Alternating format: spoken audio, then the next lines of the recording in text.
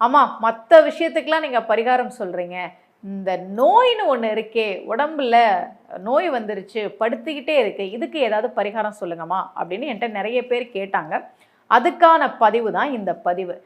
உங்களுக்கு எப்பயாவது என்கிட்ட பணமே இல்லைப்பா, நான் ரொம்ப கஷ்டப்படுறேன்ப்பா அப்படின்னு தோணுச்சுன்னா, பணம் இல்லை அப்படின்னு மனசில் ஒரு விரக்தி வந்துச்சுன்னா, ஒரு விஷயத்தில் நீங்கள் ரொம்ப அதிர்ஷ்டசாலின்னு நினச்சிக்கோங்க. ஏன்னா நோய் அப்படின்றது நம்மக்கிட்ட இல்லைன்னு. பணம் இல்லைன்றது கூட பெரிய பிரச்சனை கிடையாது. நான் நிறைய மனிதர்களை சந்திக்கிறேன், நிறைய பேர் என்கிட்ட பேசுகிறாங்க.